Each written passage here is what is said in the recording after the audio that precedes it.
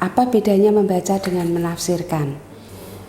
Membaca adalah melihat serta memahami apa yang tertulis dengan melisankan atau hanya dalam hati. Sedangkan menafsirkan adalah menangkap maksud perkataan atau tulisan yang ada dengan mengikut sertakan pendapatnya sendiri. Jadi, kemampuan menafsirkan itu tergantung pada kemampuan membacanya.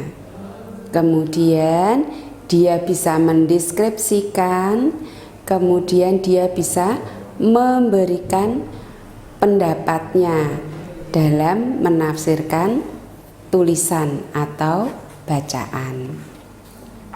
Cara-cara membaca tabel itu sebagai berikut. Yang pertama, bacalah terlebih dahulu judul dari suatu tabel yang paling atas, karena ini akan memberitahukan informasi kepada kita gambaran apa yang akan kita peroleh dari tabel itu.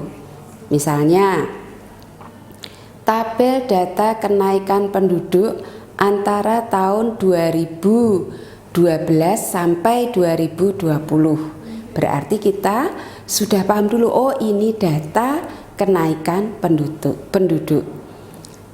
Judulnya nilai matematika kelas 4 SD Kusuma Bangsa tahun 2020-2021. Nah, ini akan memberi gambaran kepada data yang akan kita baca. Selanjutnya kita lihat, kita baca yang ada di samping kiri dan yang bawah, atau yang atas dan samping kiri. Yang atas misalnya ada di situ tertuliskan misalnya nilai, kemudian jumlah anak atau apa itu yang tertera di atas dan yang ada di samping kiri, sehingga kita akan mendapatkan gambaran-gambaran dari tabel yang disajikan. Yang kedua adalah melihat bagian atas tabel dan bagian sebelah kiri tabel. Keterangan yang ada di bagian atas dan sebelah kiri tabel itu merupakan kata kunci dari tabel yang akan kita baca. Kemudian yang ketiga, ajukan pertanyaan dari angka-angka yang tertera di dalam tabel. Misalnya berapa banyak, tahun berapa, ya, dan lain sebagainya. Kemudian yang keempat, berusahalah untuk memahami angka-angka yang tertera pada semua tabel. Fokus pada pencarian informasi yang akan kita teliti. Itu yang kelima. Ya, misalnya di sini tabel hobi siswa kita buat. Misalnya kita lihat di sini, yang pertama adalah kita melihat bagian judul. Tabel hobi siswa kelas 4 SD Sukamaju. Ini akan memberikan gambaran kepada kita bahwa kita akan membahas akan mendapatkan data tentang hobi siswa di kelas 4 SD Sukamaju. Selanjutnya perhatikan dengan keterangan yang ada di atas dan samping kiri. Di sini ada keterangan hobi siswa dan banyaknya siswa. Kemudian hobi siswa itu membaca, menari, olahraga, menyanyi, bermain musik, dan jumlah siswa. Nah, di sini akan menjadi kunci bahwa kita sudah masuk lebih dalam ke dalam data itu. Selanjutnya, perhatikan masing-masing angka yang ada di dalam tabel ini. Membaca ada 7 siswa yang suka membaca.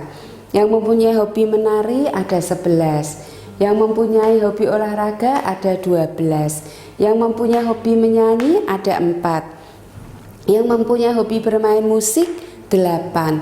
Jumlah seluruh siswa SD kelas 4 jumlah seluruh siswa kelas 4 SD Sukamaju ada 40. Ini adalah cara membaca data. Ya. Bagaimana cara membaca data? Bagaimana cara membaca data tadi? Coba perhatikan di sini. Hobi siswa kelas 4 SD Sukamaju. Yang mempunyai hobi membaca 7 anak, menari 11 anak, olahraga 12 anak, menyanyi 4 anak, bermain musik 8 anak. Jumlah kelas 4 SD Sukamaju ada 40 anak.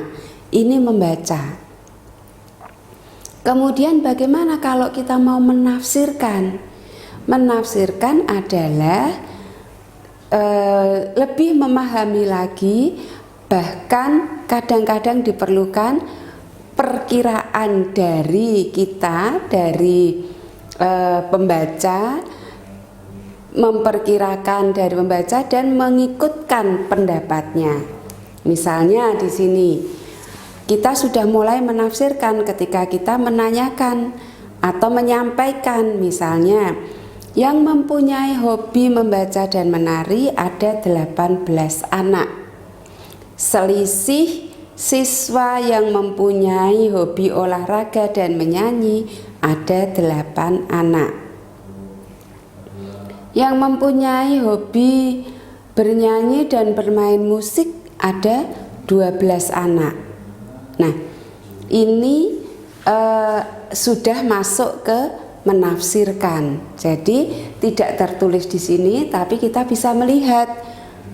Berarti jumlah seluruh siswa yang mempunyai hobi selain olahraga adalah 40 dikurangi 12, 28. Nah, begitu ya, itu menafsirkan. Coba perhatikan di dalam buku, itu ada juga kita diminta untuk membuat tafsir data. Dari di sini di dalam buku itu disebutkan